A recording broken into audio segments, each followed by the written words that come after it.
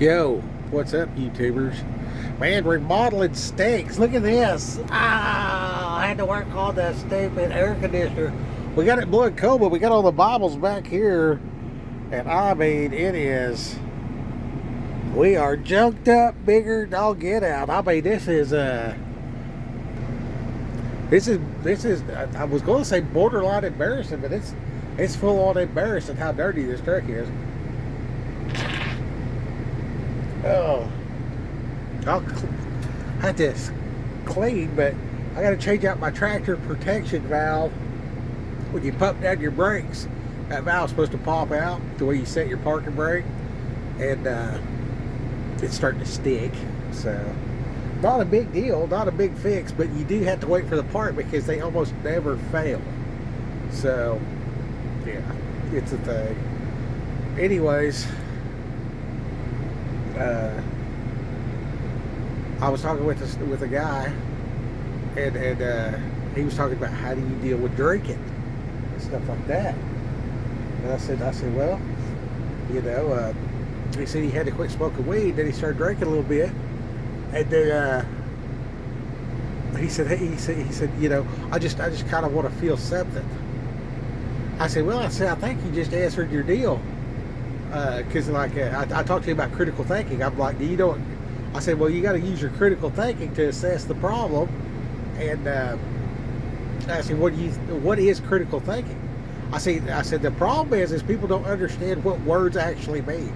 Like, do you understand what critical means? And he's like, no, I guess I don't. And I said, well, if you're just driving down the road with a flat, it's like thump, thump, thump, thump, thump, thump, thump, thump, thump, thump, thump.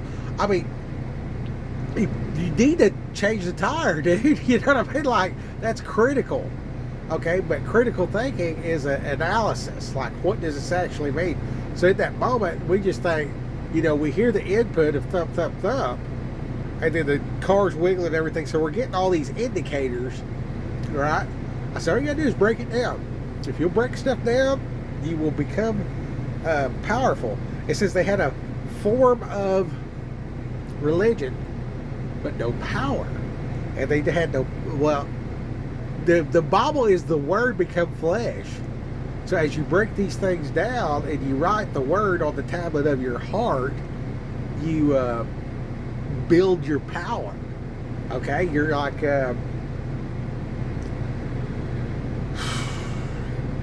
there's power, wonder-working power in the precious blood of the Lamb. Okay, so what is the blood of the Lamb? Okay, well, if the Word become flesh, right? So we're going to say the Word become flesh because that's what it says. So we're just going to agree with that. So what's the blood where the power comes from? Well, inside of my flesh is my blood. If you look real close, you can see the cardiovascular system. You can observe the cardiovascular system. You can see the blood in it. You can notice that there's platelets. And you can see places where the veins are stressed and plaque is building up in a crack, and you need to revitalize the elasticity of the cardiovasculars so that the plaque has nowhere to stick. And then the doctors see the cholesterol attempting to fix the plaque. They can't measure plaque, but they can measure cholesterol. So they say, oh, the cholesterol's bad. If that'd be like me showing up, I've said this 27 times, that would be like me showing up, every time I see a house on fire, there's fire trucks. It's not the fire truck lighting the fire. It's responding to the fire. Okay, so we see all that, but let's do critical thinking here. Power in the blood. There is power, wonder-working power in the precious blood of the Lamb. Okay, so as the songs are for handing down the lineage. Like, if you don't have a pencil and paper and you get around the campfire with your kids and you say, power, wonder-working power in the precious blood of the Lamb. That's the reason why when they said Oh, the pandemic and blah blah or whatever, like 2019, right? Everybody's concerned. We'll just leave it there. I went and got PA equipment and all the Baptist hymnals I could find. That was the first thing I got. That was the first step. Like, the whole country, the whole world is shutting down because, boogeyman gonna get you, whatever degree. I'm like, okay, everybody's got, well, first of all, I heard it on the radio. It's like, it's a communicable disease that everybody's going to get. So it's just like, okay, boost your immune system so you don't suffer. That's good advice right now. Boost your immune system so you don't suffer, right? How do you do that? Healthy blood. Life is in the blood. There's power, wonder-working power in the precious blood of the Lamb. Okay, so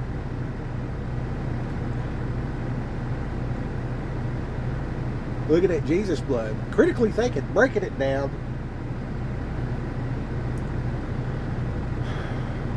The platelets and all that kind of stuff. Fun fact, women probably live longer because they have a period where they lose blood, and when they lose blood, they lose the iron. The iron rusts. It turns your innards rusty. If you're going through menopause out there, start giving blood. It will ease the complications of menopause. If you're a man out there, go give blood. For real. Do everything you can to be healthy. Be super hydrated. Go give blood. You will save somebody's life. Potentially. You will save your life. Potentially. Go give blood. Where's this thing at? Where you at? Where you at? Go give blood. Save a life. Yours. Who knew? Okay, so because the platelets are made of iron and the iron rusts, right? And then they talk about how the spiking of the insulin in your system kind of turns it brown. You're a little bit cooked. And then like your lungs, like what you exhale, that's a now you're exhaling stuff your body does not need. Okay, and some of it's just excess, right? Like I might eat a lot of good food and expel a turd. That doesn't mean that material's bad necessary. It means I have an abundance. And in the abundance that's going out, also the not best is going with it. So like, I'm exhaling carbon dioxide and all these different things. So breathe it in, breathe it out, breathe it in, breathe it out. And then like, there's talk about, every breath is saying the word of the Father's name. So that's kind of interesting too. So like I'm taking in the goodness and everything like that. But what happens if I'm sitting in the parking lot with the truck idling because it's 111 degrees? Well, I'm breathing in the noxious fumes of that, and then that makes me snotty. No, I'm snotty by nature. It's a great group. Snotty by nature. Singing hymns with Skip. Precious blood of the Lamb. Okay, so I told this dude about critical thinking. Said something about a flat tire. Said, you realize you need to change this. It's critical because if you keep driving on this flat, you're going to ruin the rim and you're going to harm your suspension. You might, start a fire with sparking and all kinds of stuff. Like all indicators say, fix this immediately. Therefore, it is critical. So critical is intense, and it's there's a timing to critical. Whether you think about critical thinking. Okay, so it's time that we thought about this. How can we tell? There's indicators. I'm obese. I have high blood pressure. I don't understand how cortisol's making me fat. But the fat seems to be an indicator, yet with critical thinking, I see that the cortisol was causing me to have a heart attack and stroke. So the stress inducing the cortisol is bad. Yet the stress of breaking down my muscles allows them to rebuild, which makes me healthier because that process gets rid of bad proteins. So how can I do that in my lungs if, I used to smoke. Now I do not, but I still, I don't have a lot of wind because I sat here in the truck, right? So I got out there, I started running, and I rapidly figured out I can't exhale fast enough. It's not the inhale that I need more of, it's the exhale I need more of, because my body isn't conditioned to exhale the buildup of yuck that it needs to get rid of. Okay, so all this happens through the air sacs, and all the air sacs are interacting with the rest of my body via the cardiovascular system. Okay, so the church, is the bride of Christ, the hands and feet. Okay, so we look at the earth that God created, and that He placed us in the earth. You know what I mean? So we're kind of like cholesterol, right? You know what I'm saying? The church is cholesterol. So the enemy was to convince everybody to get rid of the church. But the church is just showing up where the problem is when they're doing it right. Unfortunately, there's other proteins that look like the church. The wolves in sheep clothing type of thing. So, and depending on age and stage of where you are at in your walk, in some ways, like my wife told me the other day, she said some days you're the devil himself, and some days you're the knight in shining armor, and I don't know which one I'm going to get. And I'm like, well, the culture says that if a man rebukes his wife, there's something wrong with the man. But the Bible says if a man loves his wife, he will rebuke his wife and set her on the right path, because that's his job. So a lot of what you're feeling is due to the culture, and you got to put the Bible first. So if you'll just step back long enough to put the Bible first, you'll see what I'm talking about. And then, because I see it that way, I don't feel bad that you rebuke me right now, calling me the devil some days. And because I'm not being defensive, I can say, okay, yeah, that's a BS situation I need to fix. Let's pray together that God will, help me get over this deal, and we will have a more set apart, a more holy matrimony. You know what I'm saying? And that's real easy to say when you're not emotionally charged. Okay, so all that comes from critical thinking. That it's critical that you know what your wife thinks about this, that, and the other that's pertinent that day. The Holy Ghost will give you a way of knowing what hill to climb on which day. So that's where we get into our timing. Like I walk out and I see that tire's a little low. I know I need to go ahead and put some air in it, and the tread's getting a little worn, but let's just air it up today. You know what I mean? It'll let you know when it's critical, because it'll blow out, right?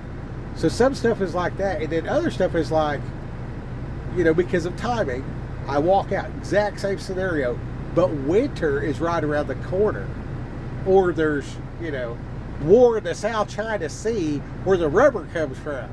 So I'm just like, let's go ahead and buy a set of tires, and I might just put the tires in the shop and have tools that I can change it myself. But I'm fat and lazy and I ain't got time for all that, so I'm just going to put the new tires on, keep the old tires, put them in the shop, and two that look great, keep them. The other two that hold air but not so great, give it to somebody for a spare. I just sew that into the kingdom, right? So to me, this is a tire I would have left in a tire shop. It's no skin off my nose. But to somebody that's struggling to get back and forth to work, and this tire, which to me may be not that good, but to them, maybe they live on a dirt road. A brand new tire only lasts 3 months. You know what I mean? You live out in Oklahoma on them Flint Rocks, and that, you just hate the road grader because he snaps them all off and just driving across the arrowheads. You know what I mean? So it's like you don't care the cornering ability at 90 miles an hour, you're like, is this thing tough as a boot? all you care about is the hardest rubber that cannot be penetrated by jagged rocks. You know what I mean? But then, if you live in, Denton, Texas, you probably want one that's just like, average, all terrain. You can buy a Chinese tire there. Whatever's appropriate, you know what I'm saying? But critical thinking, power in the blood. So how do I increase my life force? How do I go from where I'm at to where I want to go? Well, I need to decide where I want to go, right? And then, obviously, I want to be as close to the Father as possible, because that's what I believe is the best place to be. I mean, hey, if you got a better idea, just type it down in the comments. Better than next to God. Go ahead and type that in. Try to do some critical thinking on that. Like, don't type it in. Stay anonymous. But write it down. Write down what you think is great. What you've been working for. What are these, all your goals you've been chasing. And then go ahead and get that on the list. And then over here on the side, write presence of the Creator. And then compare the two. Your goals will just fall off, dude. It just falls off a cliff. It's like, do I want a Ferrari? Man, it would be seriously awesome. And you gotta have work your way up through the different models and all this kind of stuff. And then who doesn't want a 572 Chevelle? You know what I'm saying? With the 4-speed and tubbed out with a roll cage, whatever. You know what I mean? Resto mod. Who doesn't want a split window Corvette from 65 or whatever? You know what I mean? Who doesn't want that? Compare that to standing next to the Creator of the universe. Just stand there, watch it happen, dude. You can have your Hot Wheels. You know what I'm saying? I mean, I'm not saying it's bad. I'm not saying it's good. I know that we need goals to shoot for and everything else like that. But I'm telling you, if you will shoot for the utmost. That guy, while we were talking, I'm going to go talk to him again here in a little bit. He's a guard over here. I'm going to go over and talk to him in a little bit. I'm going to be like, hey, man. Oh, when we were talking, he said something about he wanted to feel something. So I told him, I was like, okay, so you quit the weed because you need the job. You can't smoke on the job, having a few beers or whatever. I said, we'll test to see if it's a problem. Like, don't drink beer for 2 weeks. You know what I mean? And if you struggle with that, then it's a problem. But you already said you just wanted to feel something. So I'm like, do you have a wife? Do you go out to eat? When's the last time you took her a flower? You know what I mean? He's like, Valentine's Day. I'm like, dude, it's June. It's June. Your wife needs a flower every day. She needs some kind of reminder you are special every day. You know what I mean? And you need that from the Father. And what you're actually seeking is, I didn't get to tell you this part, but what he's actually seeking and what he's trying to, he's trying to, what's the cliche? There's a God-sized hole in every one of us, and we try to fill it with other things. And you know what I mean? We've all, well, a lot of people have heard that. I keep getting on this internet and seeing people talk about the church, and they're like, well, they don't teach this, they don't teach that. And I'm like, where are you guys going to church, man? Where are all these churches where they don't teach the truth? Where are all these churches that do not read the book of Revelation, that do not read, like, the Mosaic Law? Because, dude, I've been to Baptist, I've been to Pentecostal, I've been to Jehovah, I've been to Mormon, I've been to all these different places, and when I talk to them about Revelation and the Torah, they know exactly what I'm talking about because they read that too. You know what I mean? It's like, but if you get on the internet, if you don't visit churches and you get on the internet and you hear all this bad stuff, that's that doctor pushing chemicals. That's that doctor pushing chemicals from China. Take this pill. We've been trained to tell you to take this pill. Cholesterol's bad. Oh, you're fat because you eat fat. You should eat you should eat all plants.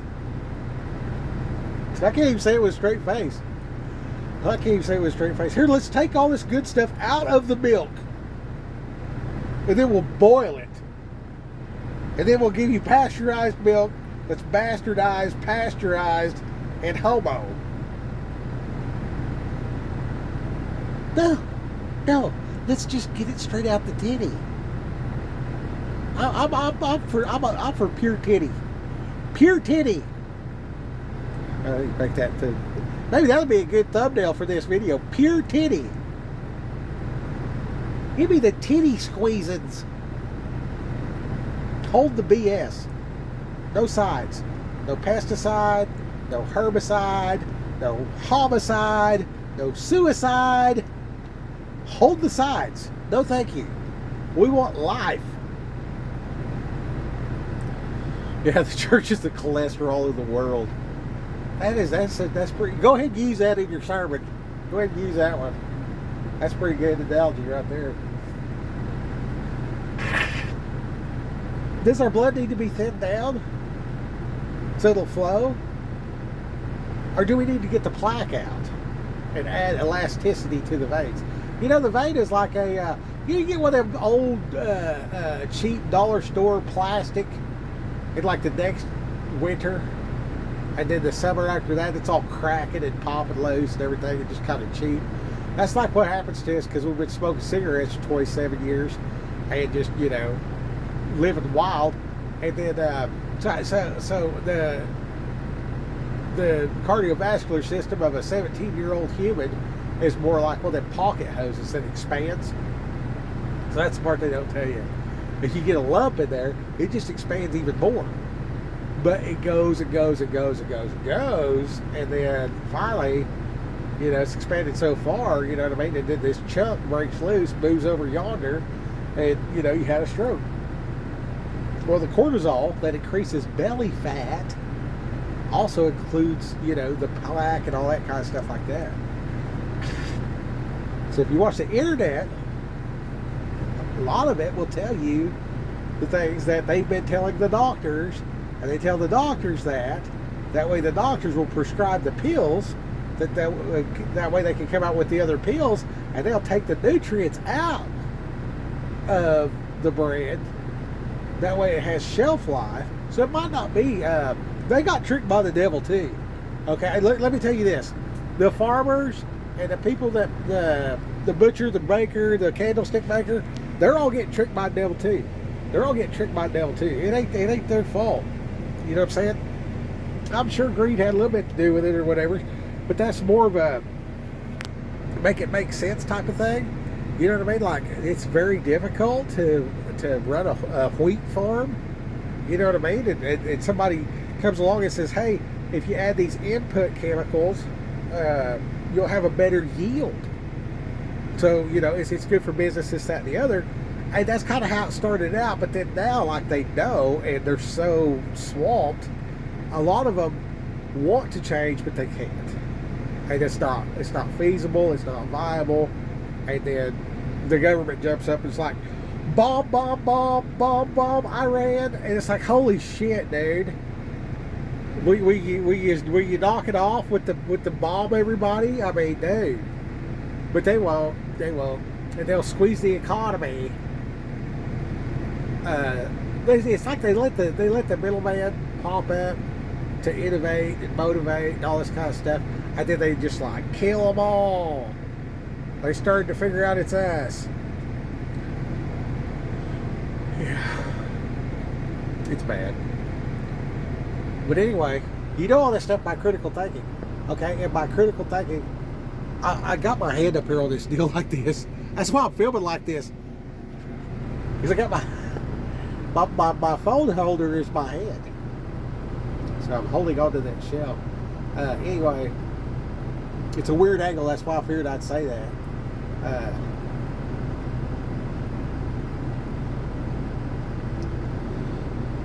So I told that guy, I said, well, you said what the deal is. You're wanting to feel something. You know what I mean? I started talking to him about his wife. I think they got busy or whatever. So I'm gonna go back over it a little bit.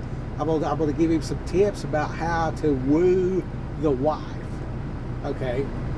Now, there's also a way to woo the creator.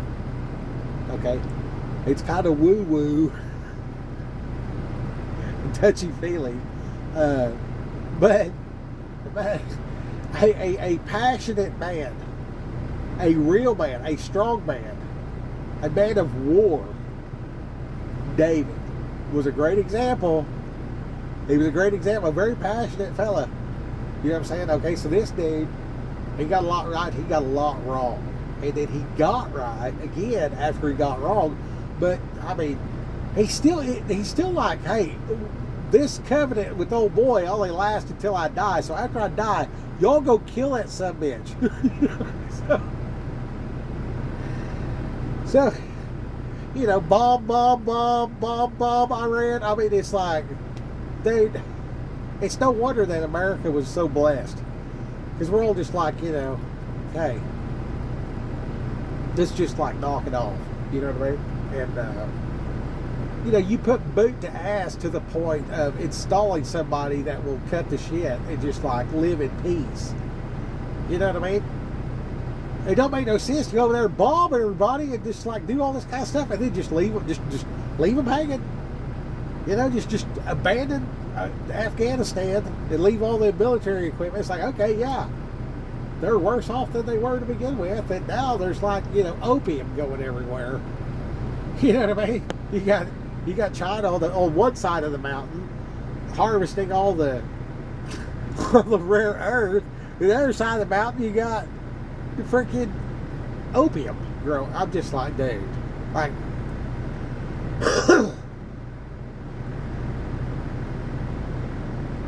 Anyway, it's bad. It's sad. It's easy to overcome with the word. So I'll tell this guy, the problem is you don't understand what words mean. He spoke everything he did. I didn't tell him this. This is between me and you.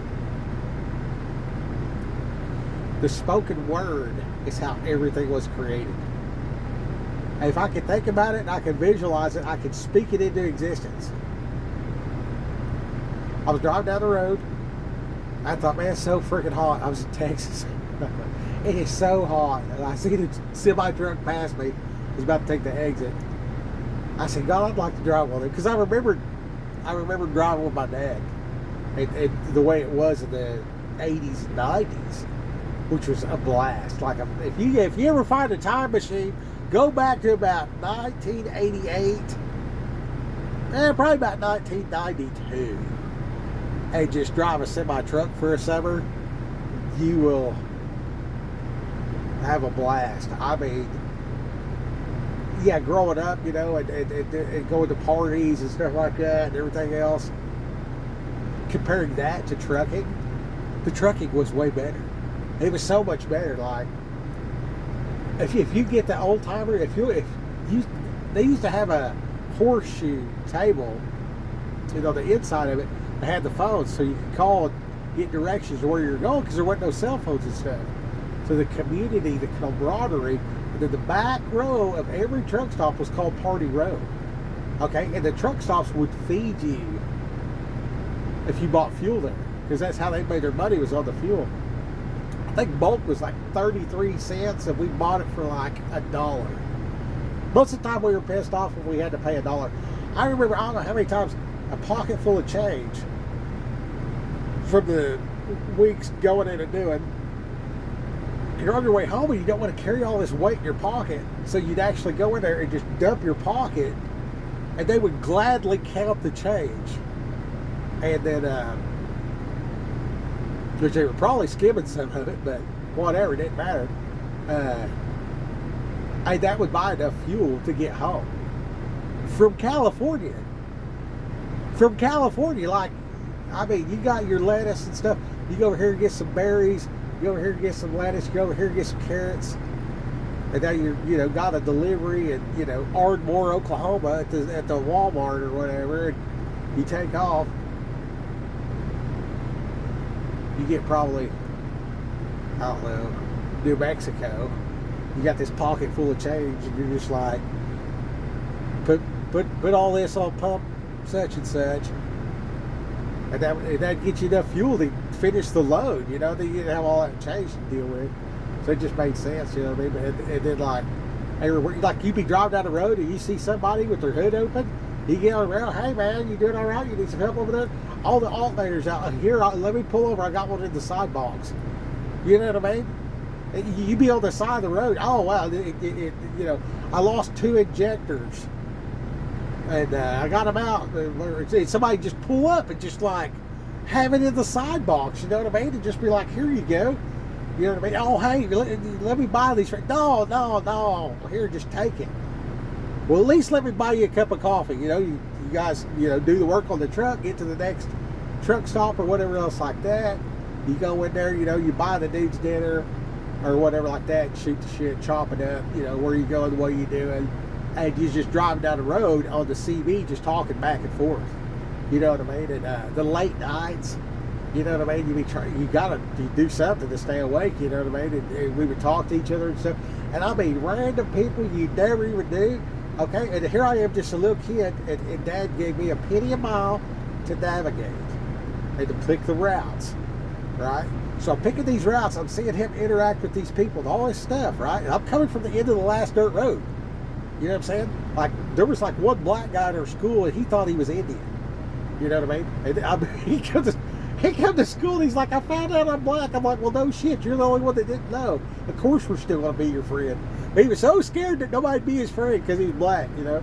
And him and his brother were adopted. And anyway, I was like, dude, we were smoking weed. We was in about 7th grade. We sat out there behind we get to school, and then we go across the street to smoke, right? Everybody thought I smoked, and they was all smoking cigarettes, but I smoked weed. Because yeah, anyway. So I'm over there, you know, and I take a hit off. I hand it to him. I said, what are you talking about now? I said, you're the only one that found out. We all know. We all know. And that look on his face where he's like, man, thank you for being my friend. So when the person was like less than, and here I am with my fuckered up bullshit, thinking I'm less than.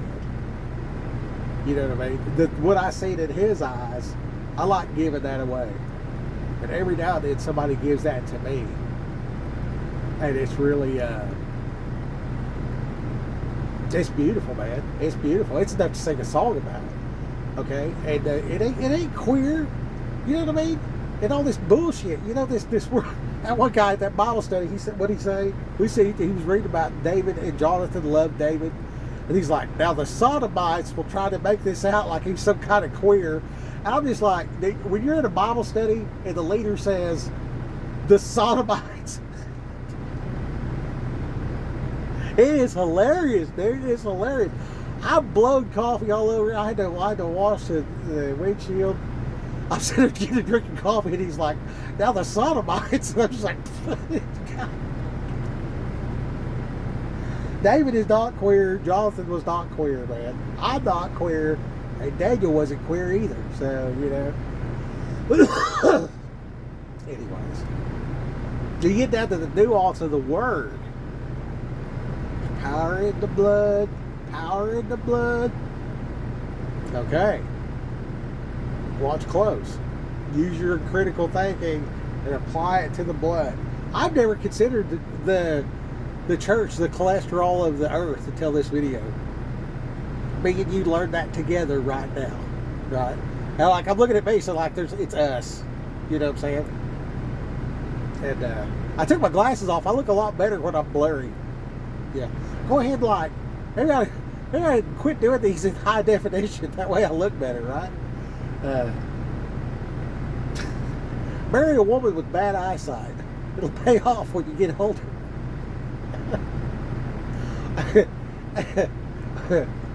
Anyway, so you get to your critical thinking is your ability to analyze a situation based on your inputs, right? And then the knowledge that I am just me looking from my perspective into the world. That guy's got a different perspective, and that guy's got a different perspective. I've said this a million times too. If we're shooting dice, we're only counting what's on top. But I see the sides on my side. They see the sides of the dice on their side, right? So like if you're across the table from me and I throw the dice out there and there's a 1 on top, we both know the 6 is on the bottom. But I might see a 2-3 and you might see a 4-3, right? So from my perspective, the numbers will look different than the guy on the other side of the table. His perspective will give him a different look.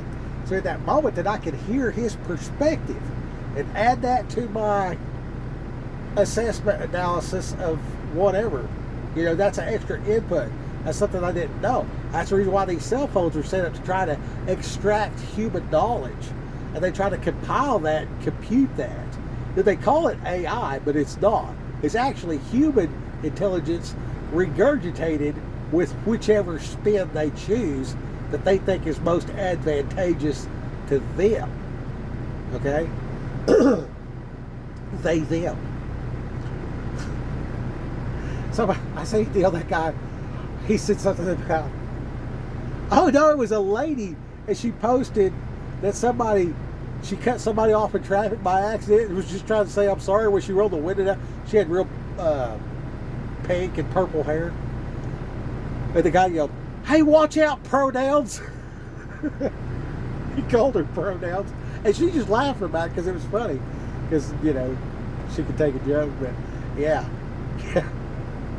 Hey, watch out, pronouns. Anyway.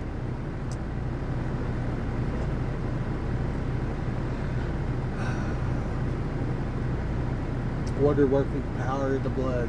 Okay, so the hand-me-downs, they didn't have pencil and paper. They didn't have access to write stuff down and everything.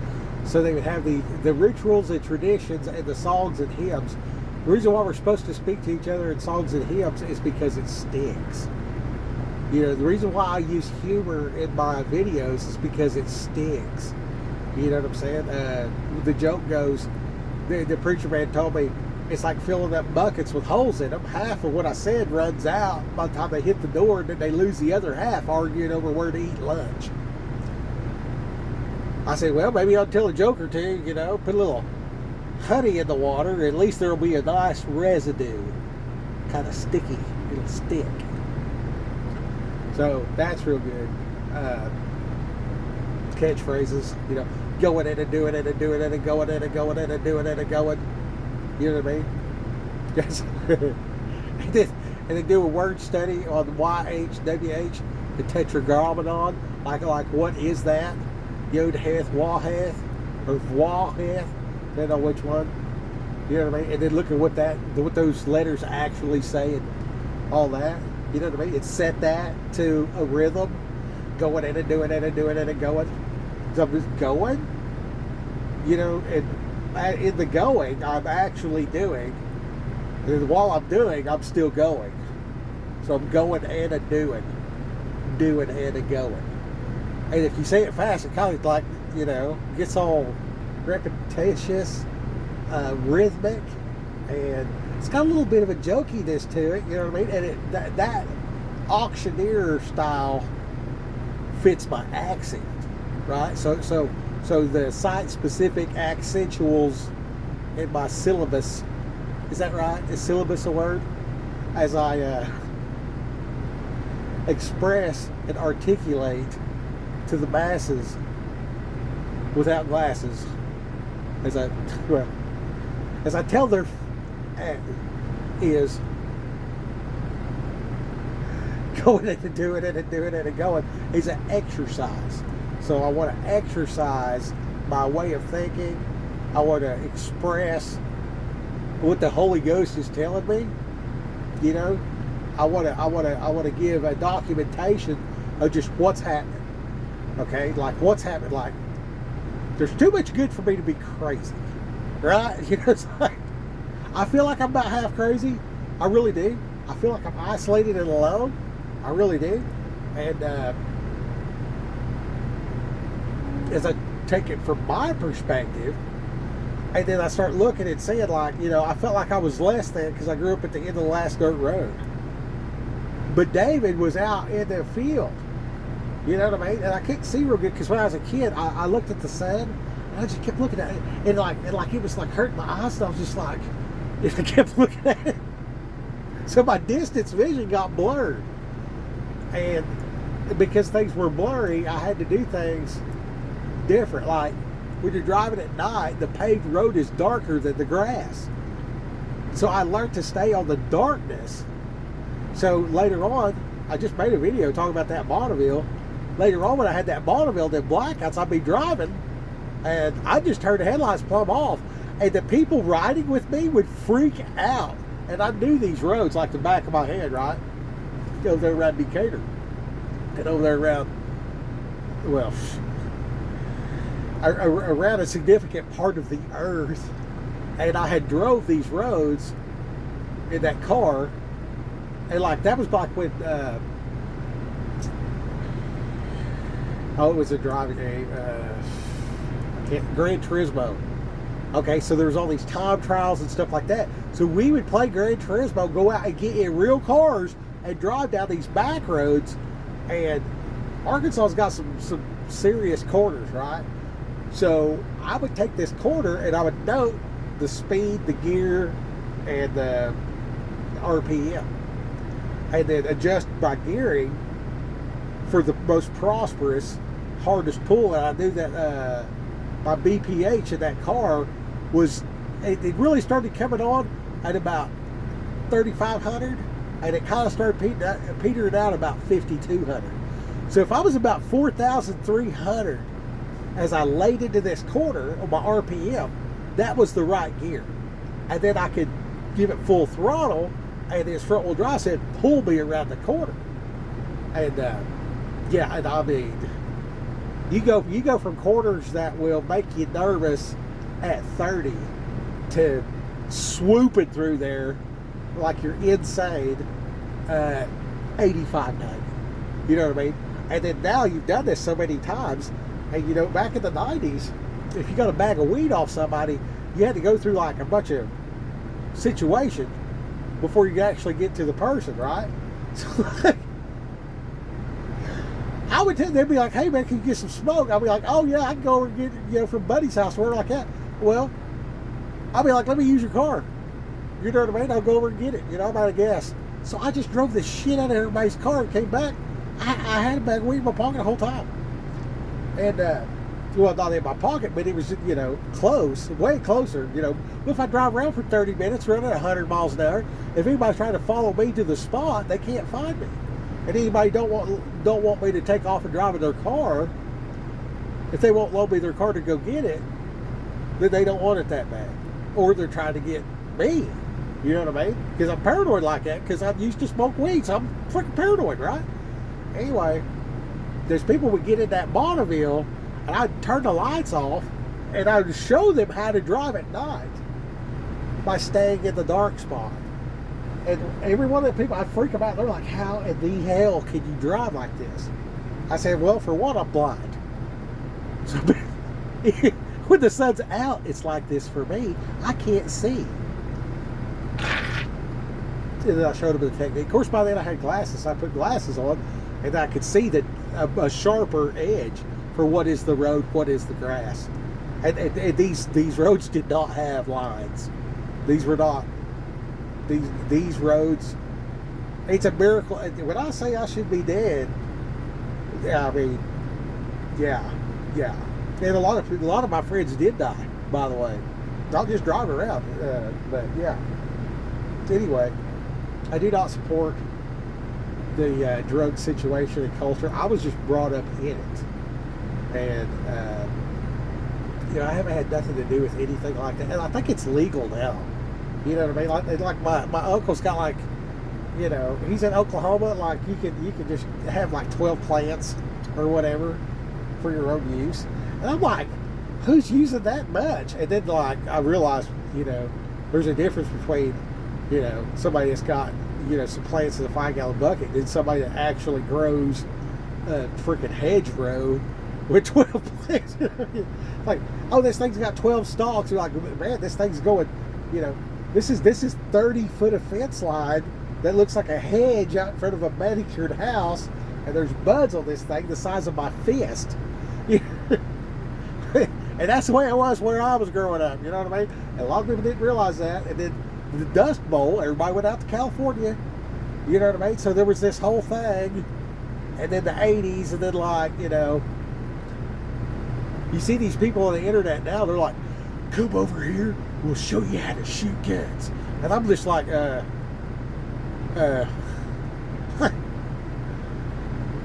even that's legal now. Like, that's what, you know, we'd go out there, and there would be the, you know, people, and then we would go to the desert, you know what I mean, and show them what's up. And a lot of those guys went to the military after that to get better trained, to come back and, you know, hold down their block or whatever like that, you know what I mean? So you take my redneck looking self, I go and I unload this trailer, and then I'm hanging out with Snoop Dogg.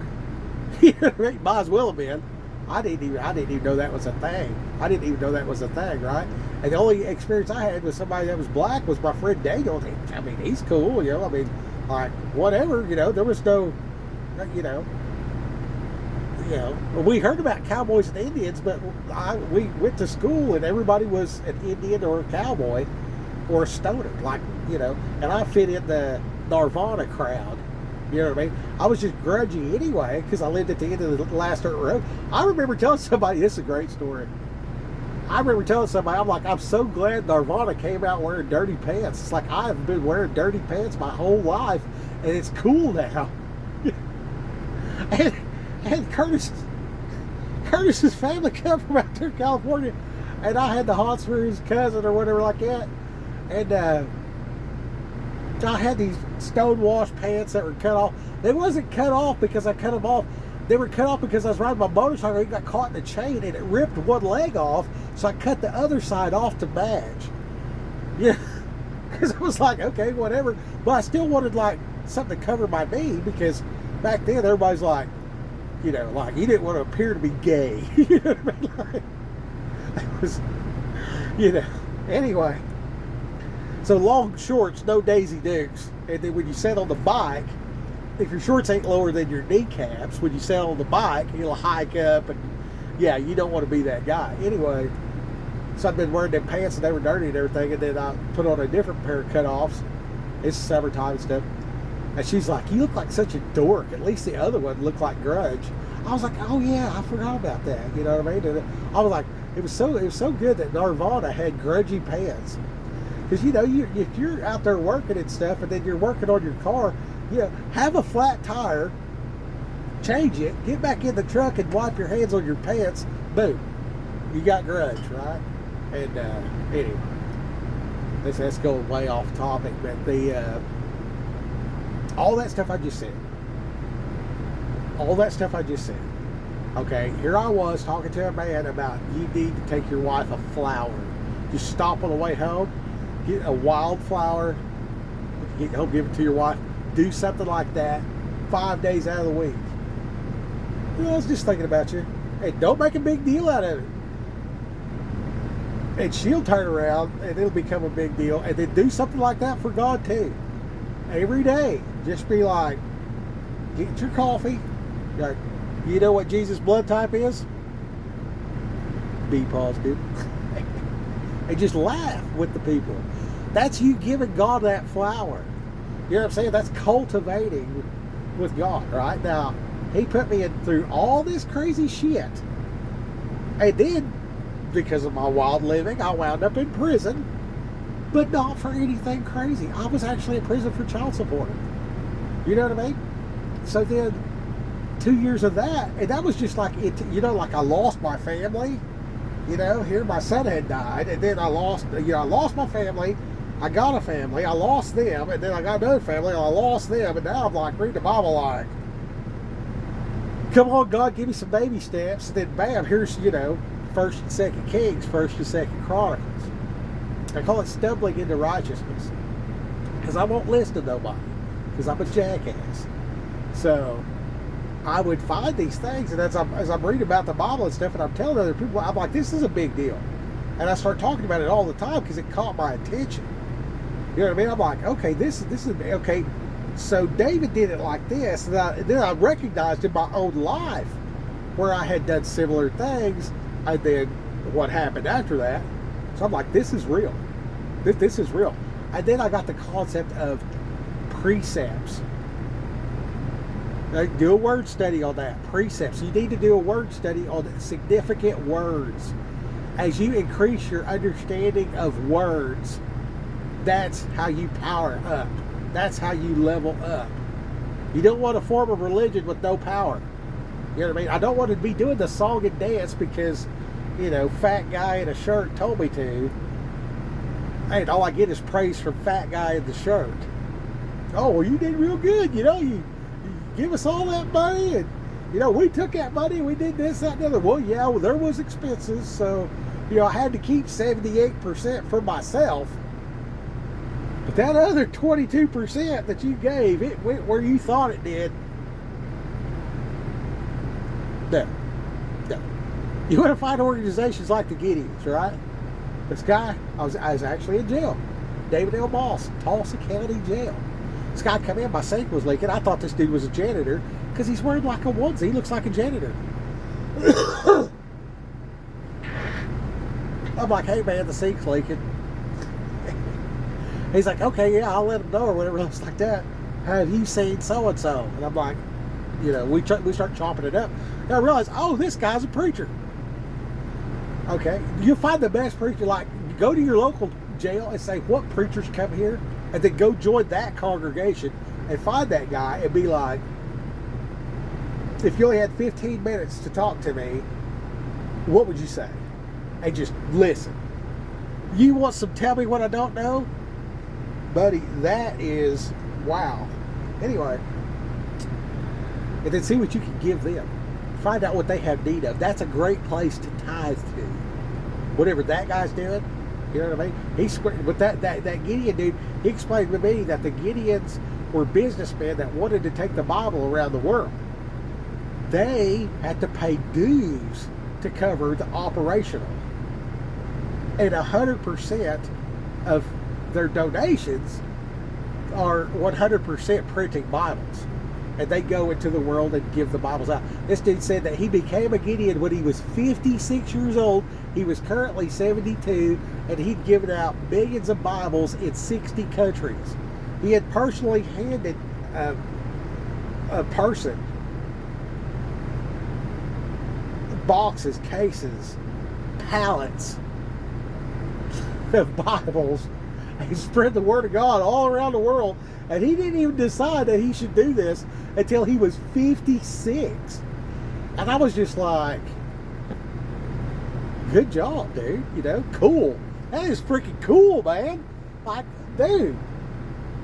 You know what I'm saying? So you got like your James Bond feel, like you're trying to get the word of God behind enemy lines.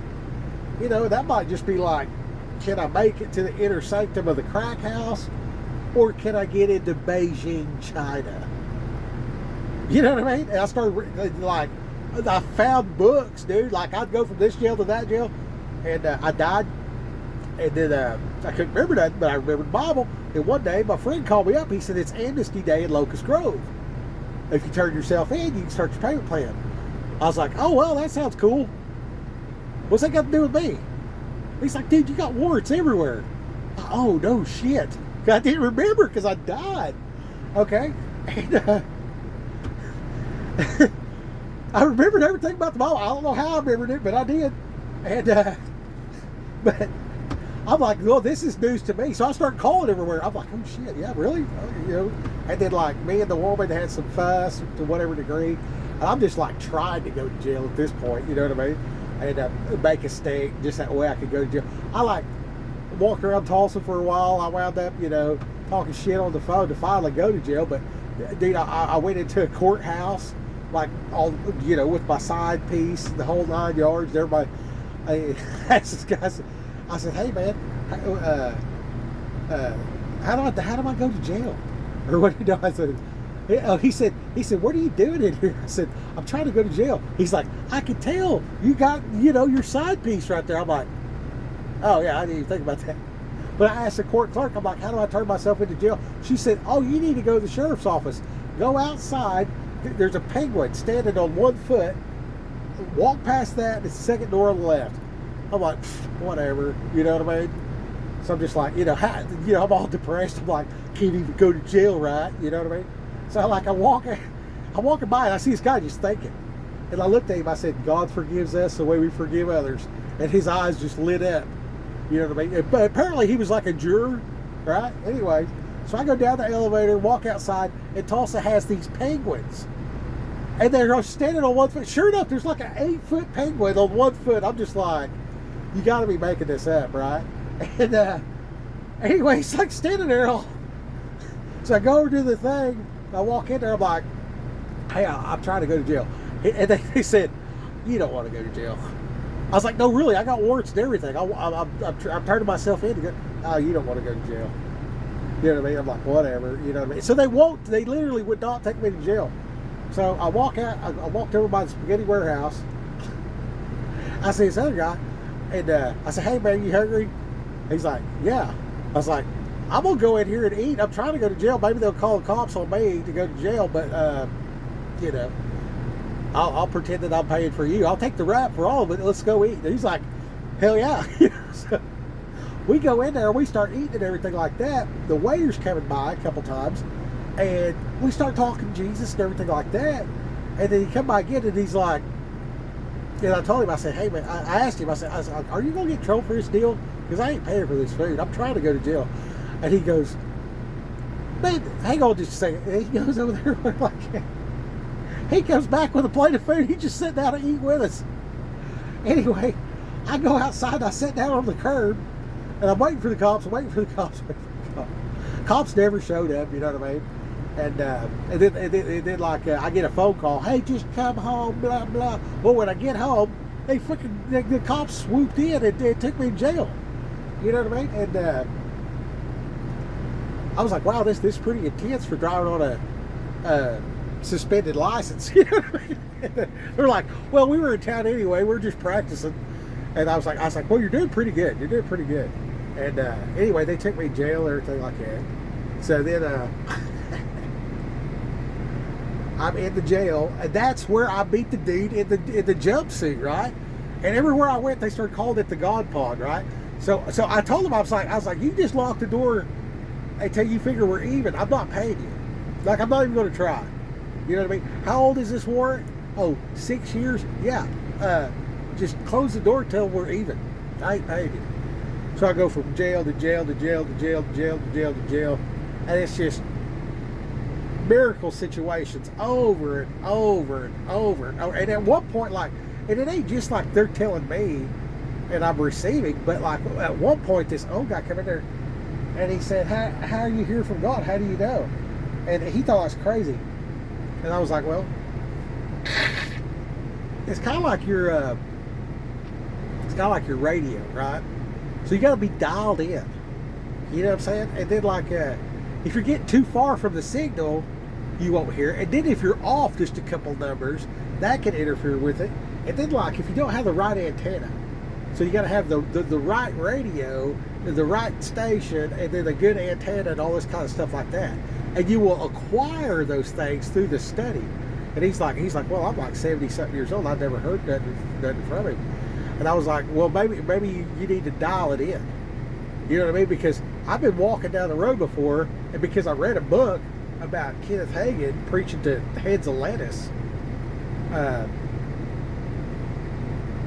I spoke the word to the trees, and the trees all the leaves started going like this, but there wasn't no wind. And I remember, windage and nothing. Because I'm like, okay, maybe it's blowing the other way, or maybe it's coming from this, coming from that. And then I looked, and the other trees that I were not talking to were not moving. And I'm just like, eek. You know what I'm saying? Because the fear of the Lord, when you experience the fear of the Lord, it's like that joke. Okay? Let's make this one stick. Okay, so the guy saves up his whole life, dream trip to shoot an elk in Alaska. So he finally saves up, got his stuff together, hugs his wife and kids, gets on the plane, goes to Alaska, gets off that plane, gets on the little bush plane, flies out in the middle of nowhere, gets there, there's like 7 dudes, and then like 2 instructors or whatever. And the guy's standing up there and he's giving the do this, don't do that speech, and laying out the parameters of what's going to happen. And he says, in part of it, he says, now, if Bigfoot comes out of the tree line roaring and stuff, what you want to do is immediately reach back and get some poop out of your pants. And if he's coming towards you, either throw it into his face, or if he gets a hold of you, rub the poop in his face. And the guy's like, raises his hand. He says, sir, what do we do if we reach back there and there ain't no poop? He says, don't worry, it'll be there.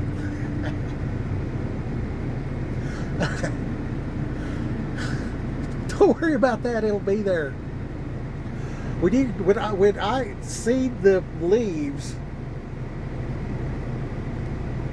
and then I windage and I look at the other leaves, I'm standing here, tree there, I look behind me, and it hits me. That tree's waving at me. I forget specifically what I was preaching, but I was so happy, and I'm just walking. There was other stuff that happened that day. It was when you walk with God, it will scare you. The fear of the Lord is, it's the beginning of wisdom or whatever else like that, but it's the reinforcement of you're not alone. It's the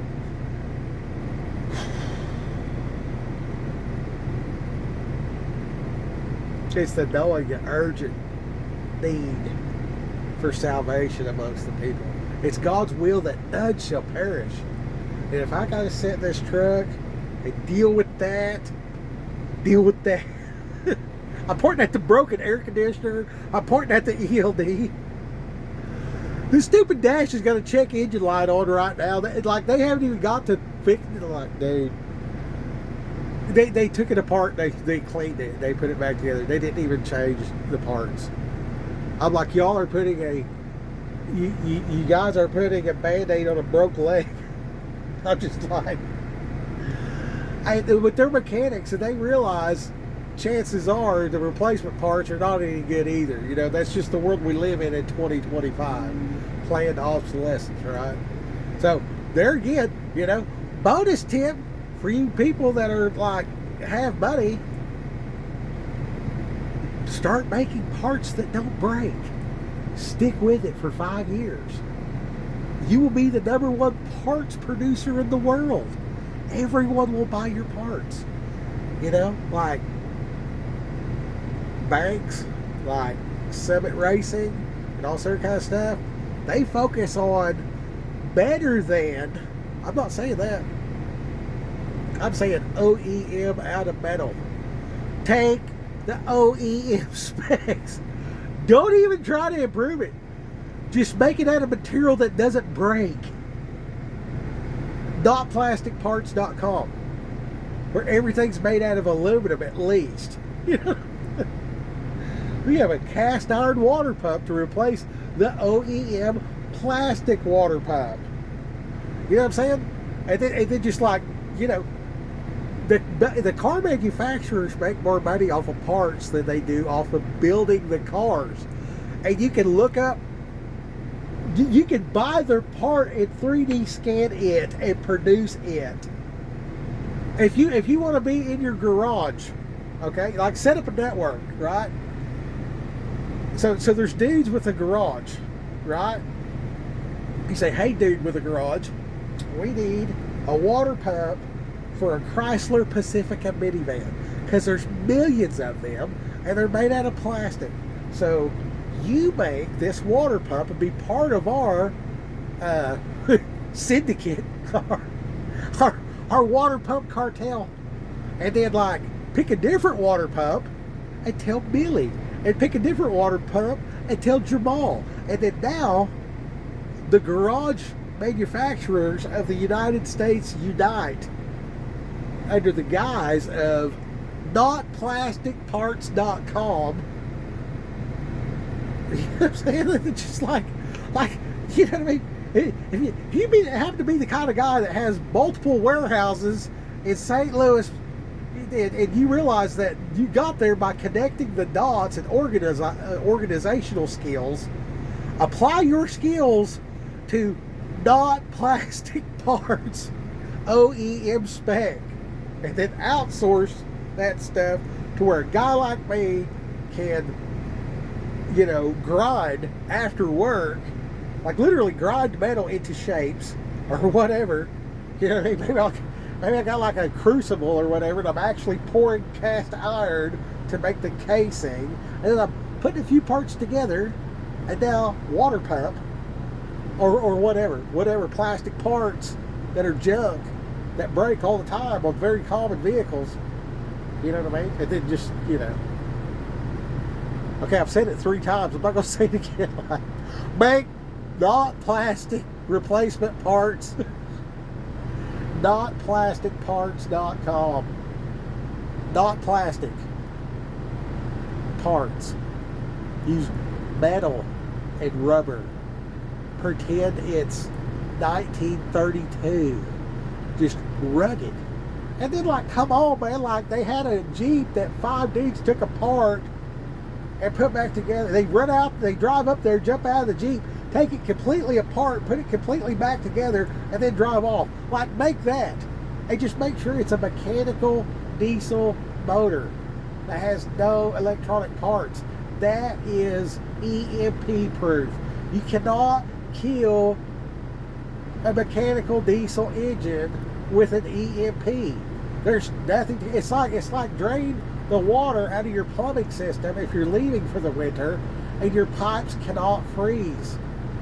Well, the pipes will freeze, but there's no water to expand to break. And that technology exists in a frost-free hydrant. So if you dig it out, gravel it, you got your leach pit for enough gallons for your house to expand, and then you do all your toilets, water tanks, and your gooseneck for your drains under your sink. Get rid of the water, and your pipes will not freeze. You know what I mean? Like, you just use that plumbing knowledge right there, and just make a package for that in a how-to, and just like sell that at the anywhere, you know, True Value small town place, and then, you know, Mr. Homesteader going to live in a Home Depot shed comes along and says, oh yeah, if I could drain the water out of this while I'm not here, and then I could just flip the switch when I am here, and it just goes and fills everything back up, and then, you know, when I'm done hunting or LARPing, I could just flip this switch, hook a hose on that tank, clear these 2 toilets, whatever, and I'm good to go. I can winterize my cabin. I can winterize my, you know, converted semi-trailer. Look at this right here. Let me see here. Right there. Take a good look at that right there. Can you live in that? You think you can live in that? That is 53 foot long, and you can drive a forklift in it. And you can hook a truck on it and move it around. You can take the box off of it. You have to stand up to get in it. Look at that. You see that bumper?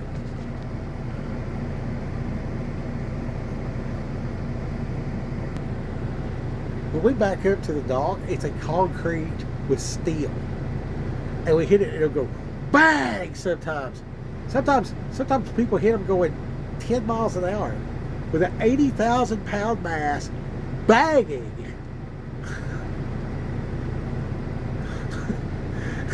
That's designed for that.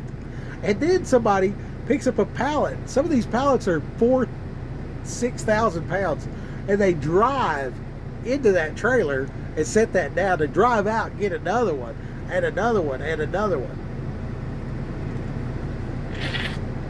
That's a lot of capability right there. And then some of them have a refrigerator on the end of it that can keep the whole box -40. or heat the whole box to keep stuff from freezing. You got to have that for your beer in the wintertime. Okay, all this comes from the understanding what words means. Okay, so I'm going to say this. Word study. Number 2, what is context? Number 3, grammar. The punctuation placement is befuddled the modern church. Is befuddled the word? I'm not sure. I think it is. There's been a lot of translations of the Bibles that try to use different words because of copyright law. However, that's just an excuse, by the way.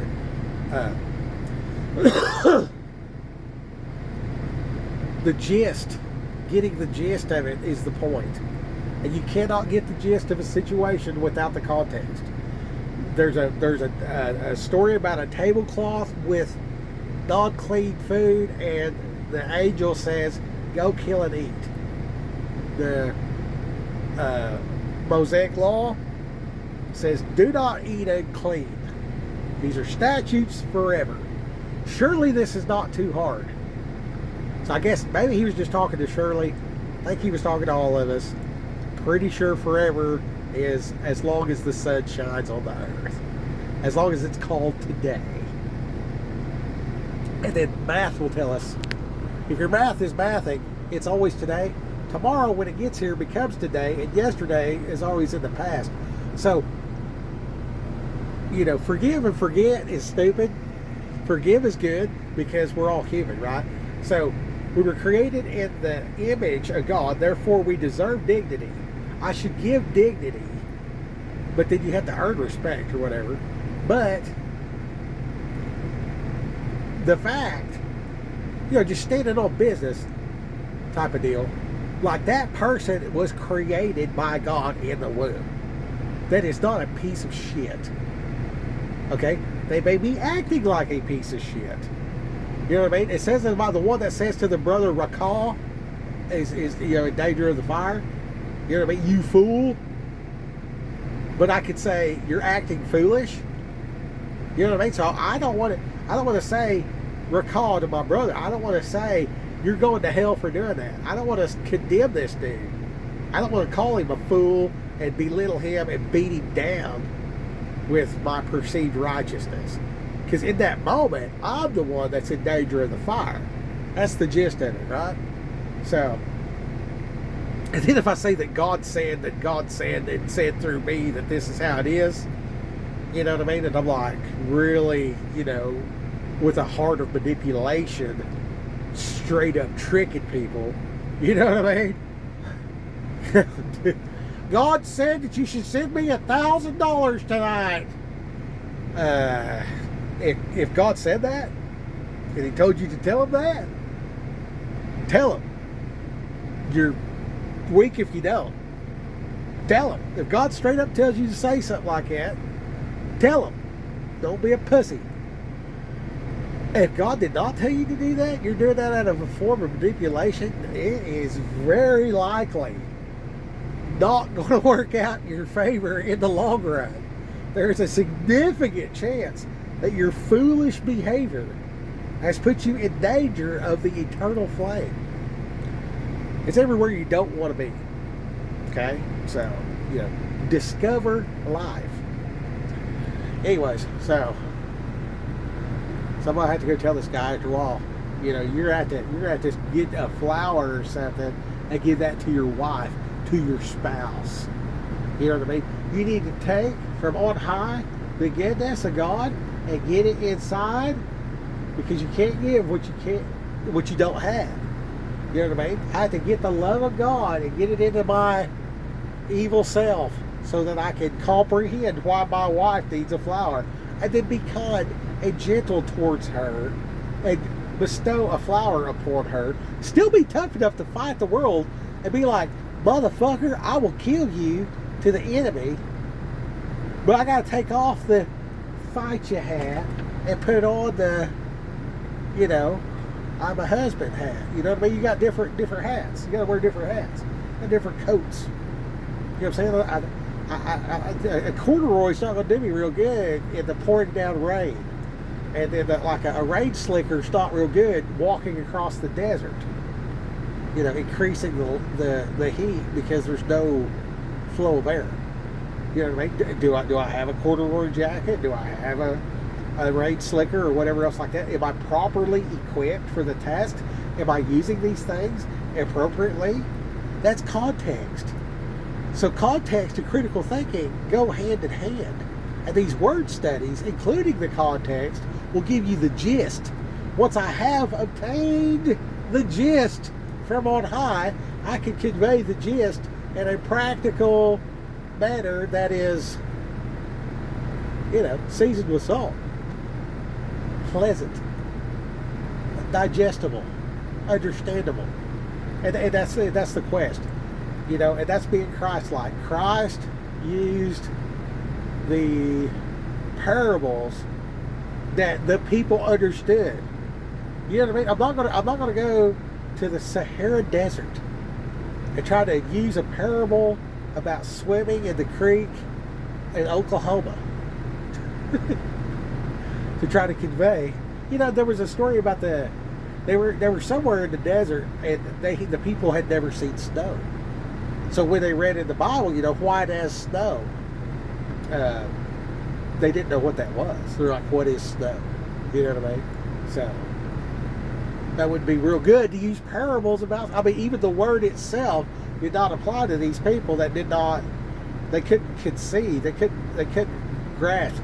There's a story. This is kind of gross, but I'll tell you anyway. They were trying to promote condoms in Africa. So the guy goes out there and he takes a stick and he puts the condom on a stick and explains that you have to use this so you don't get AIDS. And then, you know, went on about his business or whatever.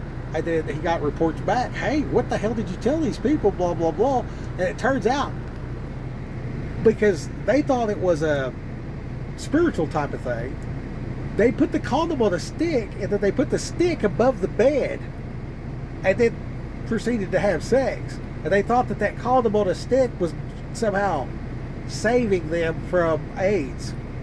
And obviously it was not. And, you know, in that context, you know, I don't know if the old boy should have whipped it out and really showed him or what, but you know, surely he could have had a translator. You know what I'm saying?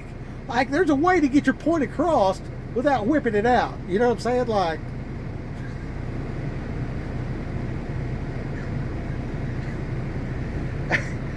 I'm sorry. We might need to pause for a minute on this one.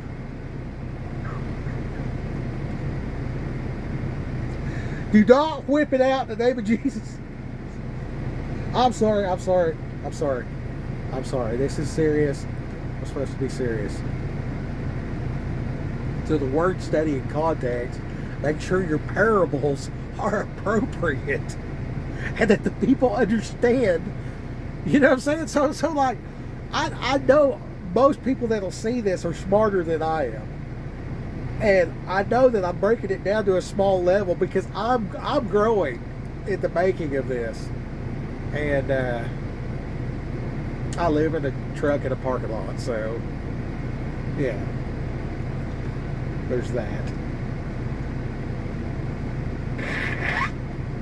And also, I'm a stalk those kids that enjoys a good joke.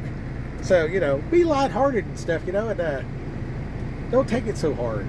Don't take it so hard. Okay, so I'm going to leave you with this. I know a person that's a stalker at Walmart. And they're just really concerned with the tariffs. And I said, is that going to affect your job? And she said, well, maybe yeah, maybe no, this and that, yada, yada, thinking about this, thinking about that, thinking about this, thinking about that. I said, okay, of all those things you just described to me, which one can you affect? Well, can't do this, can't do that, can't do this, can't do that, blah, blah, blah, blah, blah. I said, okay, so you've got anxiety because you see these problems, and these are valid points that she made. So I said, those are valid points that you have made.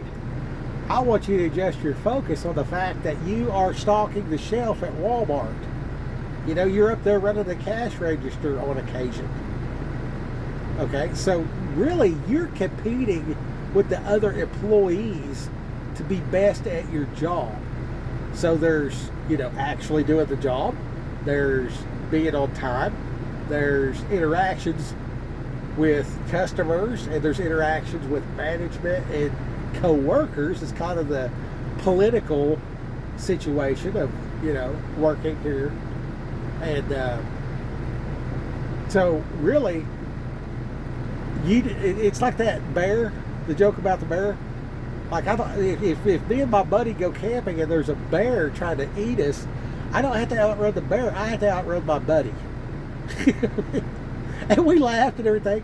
And I said, so these things that you can't change out here, you know, it's not nothing, but you can't change it. But you can be the best employee. You can work on your, you know, customer service interactions. You can work on your coworker interactions. You can work on your, you know, the political side of the office. You know, if you make yourself an unreplaceable asset, you know what I mean? You know, there's 13 people and 10 people are going to get laid off, you know, one of them's going to be, you know, the brown-nosed buddy of the boss, and two of them's going to be the ones that are actually doing the job. You know what I mean? So, like, be one of those three, and regardless of this other stuff, you're still going to have a job. You know what I mean? Even if they close this Walmart, you're a valuable asset, so they're going to give you a job at the Walmart down the street. You know what I mean? Because they're going to save the good people. They're going to cut loose the slackers. So don't be a slacker. You know what I mean? Like, you see what I'm saying? And that goes for everybody out there. You know what I mean? Like that's a valid. And then you could go to the book of Ephesians, chapter 5, 4, 6, and actually the whole book of Ephesians is real good. If you got somebody that's worried about the AI, if you got somebody that's worried about keeping their job and stuff like that or whatever, what does God say about this, that, and the other? God could give, you know, look at Pharaoh. Look at Moses. Moses is like, let my people go. And it said, you know, the Pharaoh kept flip-flopping, but it said that God hardened his heart. You know what I mean? So his pride, you know what I mean? I'm somebody. This is my swamp. You know what I mean? Okay, so God gave Pharaoh that so that God could show his power in that situation. So you look at this AI, you look at this war and woe is me and losing jobs and yada, yada, yada, and you say, hey, check out this book of Ephesians right here, and be like, God's fixed to wild out and show out in your life if you do these things right here. See these things right here? You know what I mean? Because it's real easy for them to digest the New Testament. The New Testament's the icing on the cake, but it's actually harder than the cake. You know what I mean? Like, we all know that the Torah is a certain way, you know, the Ten Commandments and all that kind of stuff like that, and all these different rules for stuff. You know, surely this is not too hard for you. But when Jesus came, he upped the ante. You know, he's like, you know, you're going to do greater things than what I'm doing. Lazarus, get up. They're like, oh, he stinketh. And then Lazarus stumbles out all mummified. He's like, loose him. Like, take that cloth off this dude, man. Lazarus, my boy, is back. Okay? Yeah, like, you're worried AI is going to take your job. It can't do it. It can't do it. Yeah. I tell you why. Because God's bigger. You know what I'm saying? Everybody worried about the phone spying on you? The angels wrote down everything you've said and done ever. And the motivation behind why, like your thoughts, the whole 9 yards. All that's written in heaven. All of that. You know what I mean? I could be the best dude in the world, but my motivation is like, I want enough money. Like, I knew this guy, he'd loan people money when they needed it. I didn't even just talk shit. Yeah, so-and-so owes me money. So-and-so owes me money. I looked at one day, I said, dude, I said, if I'm going to loan somebody some money, I said, the last thing I'm going to do is try to lord over them with that and then run around this area and tell everybody that they owe me money. You know what I mean? If somebody owes me money, that's between me and them, and I have a responsibility to keep it that way and not talk shit about it. You know what I mean? And then in the case that they do me wrong somehow, I should act appropriately in that too. And the Bible says we're supposed to pray for our enemies. You know what I mean? So, pray that the enemy gets righteousness, feels conviction, tries to get right, and actually pays me back what's owed. But even then, I promise that if they steal from me, that God will pay me back. So, you know what I mean? Like all the houses I lost, all the cars I lost, all the freedom I lost. You know what I mean? I'm even right now like living in a parking lot in a truck, and I got a $650,000 house because that's where my wife wants to live. You know what I mean? And it was done. We were going to buy the house for $200,000, and that was the total amount. And then in righteousness, the way everything worked out, I ended up paying her brother, which would have had entitlement to some of it, half. I paid him $220,000. So I paid him $20,000 more than what it was actually worth, and what the agreed upon purchase price was, and got to live in the house for 10 years, making sure everything was up to snuff and maintained. You know what I mean? Who gets that? Who gets that? Who gets that? I did. And you know what I did? I walked away from it. To come out here, and to keep that, and to do that, I had to be out here. You see what I'm saying? So is this some kind of grand discipline where I decided that I was going to do all this shit? No. No, this was necessity. This was God molding and creating me. You know what I mean? Like I see people that are short of, I got to take my hat off. I see people that are dominating certain industries with supplements that God has directly influenced their life. And it's the creator of the universe doing it. And seeing this upcoming acknowledgement of necessity going hand in hand with discipline, and stepping out of I did this and realizing I ain't shit, God did this. I ain't shit, God did this. I'm mature enough now to realize all them times I thought I was the shit, I was actually the dummy that had the favor for my generationals, where my grandpa was the shit. And the hand-me-down goodness, where I thought I had lost, where I thought my dad had lost grandpa. But grandpa was such a good dude that it came through. That's why you are where you're at. Ain't no bullshit about it. Ain't no bullshit about it. And you got there through necessity. The necessity made you. The discipline kept you. The get her done motherfucking reality. So I'm just going to pray right now, because it's off the chart. Is this the greater than these? Greater things? Is this a greater thing? I don't know if it's a greater thing. Jesus did say that, man. He's like, the ones that hear about me and didn't even see me will do greater things than these. And when you put, I think it's the book of Jasher. It is the book of Jasher. It talks about the yelling. Ah! The roar. The vibration.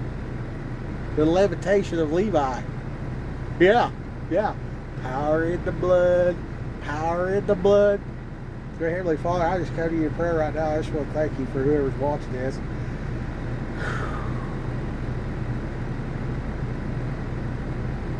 Help us be the light. Help us walk in obedience. Thank you for molding and guiding us, even though we cried like even though we're fussy, like a spoiled child, and you still corrected us. Thank you for being hard on us when we needed it. Thank you for being soft on us when we needed it. help us to have that same recognition with those we deal with. And I thank you, Lord, for our lineage. I thank you for Grandpa. I thank you for their grandpa. Guys,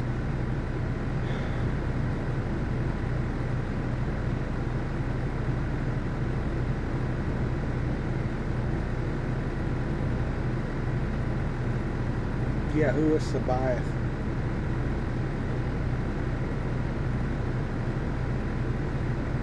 Rest. Sit in the shade tree and rest with a stiff drink. Talk to me. Amen. Amen. All right. I think I want to drink a cold beer because this is my 34-hour break, and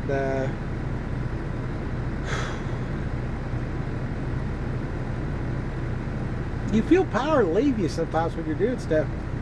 And I prayed for my mom. I was in jail. I found out she's died. I just got a call from my sister. Mom's died. All right. Walk back to the cell. I was playing chess. I was up at the corner loft, they say. We had the store going on, so we had different things going, this, that, and the other. And we were affiliated. And actually, the people that left from there started a whole new prison gang, which was a bad move. I could have told them, but they didn't tell me that's what they was doing. But anyway, the Nighthawks in Oklahoma did not work out. Shout out to the Nighthawks. Anyway, I walked back in that cell, and I just started finishing my deal. They're like, "What's going on?" You know, and I just like a tear. You know what I mean? I'm like, "Man, my mom's died." Then they called for chow. I think it's lunch. Everybody went out of the cell. I just sat down, and I did not pray that she would get better. I did not know what to pray. I didn't know if she was saved. Kind of figured she wasn't.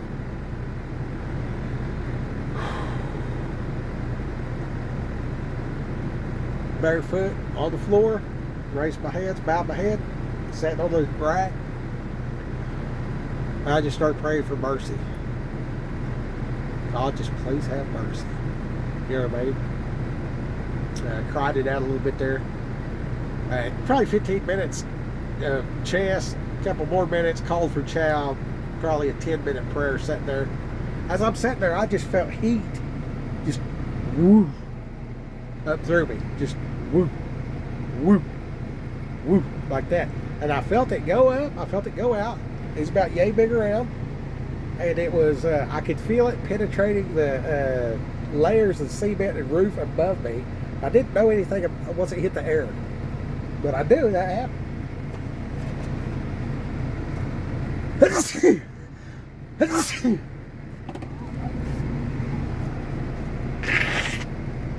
Now, about 3 days goes by, and I go to just raising hell, kicking the door, got tased, pulled it out, get some, whatever, raising hell. And they called in the sheriffs. Of course, they had the guards and the county boys and everything, but they called in the sheriffs, right? That one old boy come in there, and he knew me. He said, "Skip, what the hell's going on?" I said, "My mom died. I need to call my sister and find out about it." He said, "That's it? You'll calm down?" I said, "Yeah." He said, "Go to your cell. I'll come get you in a minute." All right. I walked in there, sat down, shut the door. All these cops are just looking at each other like, what the hell just happened, you know? And, because, I mean, they tried to get me down a couple times. I mean, like, it got rowdy. It was, anyway, they took me out there and called my sister. Got a hold of her. And I said, "So when's the funeral?" She said, "Oh, about 45 minutes after I called you, she just got up and unplugged herself and went home." I said, "No shit." She's like, "Yeah." I was just like, wow. Okay. 2 years later, I'm at Dad's house. Mom and Dad split up years ago when I was a kid. Talking to Dad, he tells the story. He says, yeah, found out your mom was died. I called over at the hospital. I said, you ain't dead yet? She said, fuck you. Got up out of bed.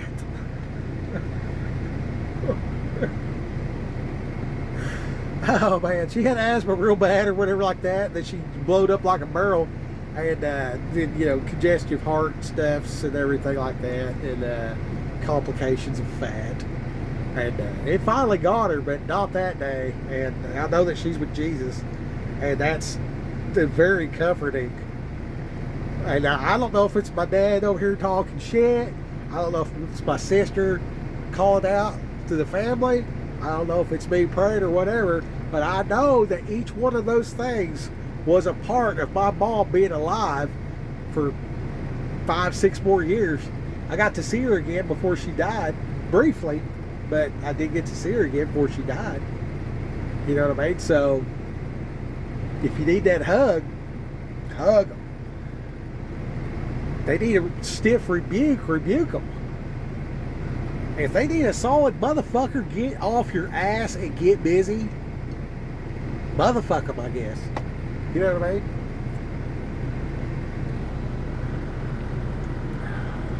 God works in mysterious ways, and I'm telling you right now, it takes a lot out of a man just to even say that. Just to even be transparent in that. You know what I mean? And is that going to bless you? Of course it is. That's why I'm doing it. You know what I mean?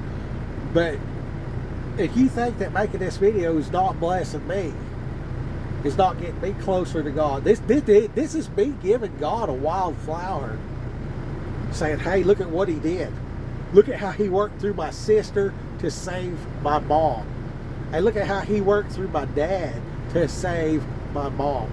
Look at how he saved my mom. He saved my mom. He saved my mom. You go back a few generationals, you can see where the generational blessing of being able to bring this video to you right now was laid in my family out in Rose, Oklahoma, where they dug a well with their hands. Have you got a shovel and dug until you got enough water to water a horse on a daily basis? Have you done that? Well, you just got some of the blessings from that. Raquel, the phrase comes from World War II. That's where it comes from. If you there's a channel on here. I want you to go watch every episode of The Fat Electrician. And you look at these people that are hard of eye, they can't see real good. And they went through extreme measures to get yonder. And then the guy keeps calling it plot armor. But these dudes have divine intervention over and over and over and over and over. And you can experience that. You got to set yourself up to receive. And you got to do it just like, you got to be Jerry Rice about this deal. I'm trying to catch these blessings. But I'm not trying to catch. Jerry didn't catch that ball so that he would have money. Jerry caught that ball and ran, and he worked and did all the stuff behind the scenes for his team, for his family, for his God. Whatever he put most high. I don't know Jerry. I never met the man. I don't know what he put most high in his life. I know that he carried scars and bruises his whole life in the attempt at being a receiver. And I know that there's good men out there that understand what it takes to operate on an NFL level and what it takes to be a man of God, to hold yourself to that higher standard. And I'm telling you to put the Most High as your Most High. Hey, sing him a song. Sing a song and sing it around your kids and let your kids' kids hear it. And who is your kids? There's a part in the Bible, Jesus is like talking to the disciples and whoever was there, the congregation. And it was a packed house. Somebody showed, Jesus, your mom and your brothers are here. He said, these are my mother and brothers.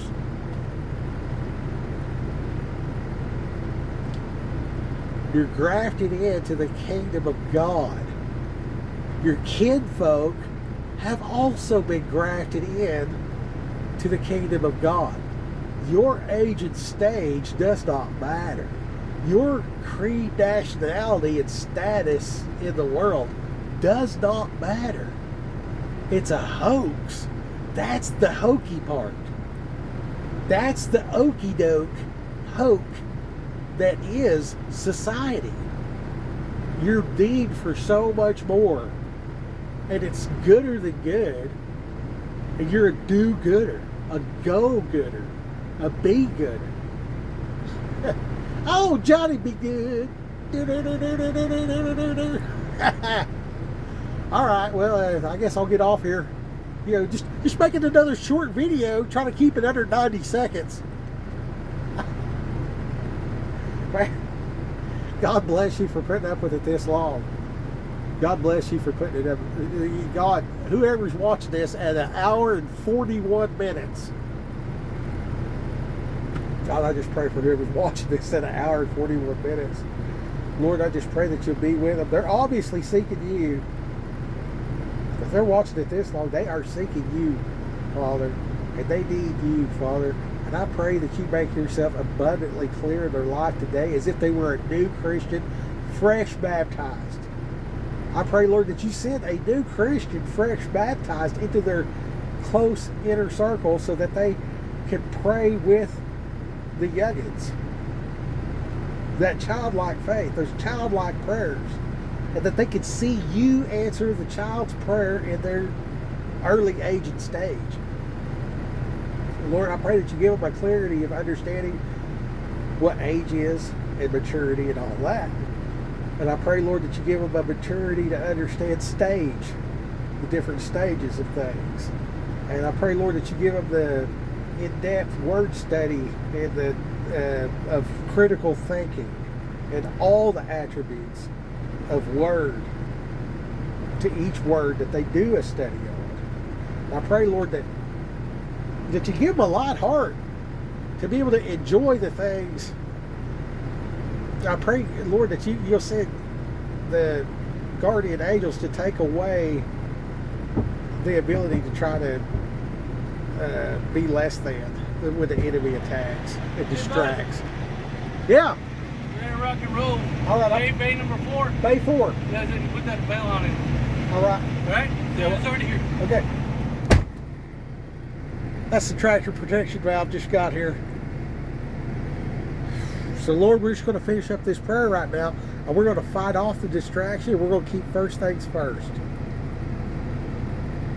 Lord, I pray for these little ones.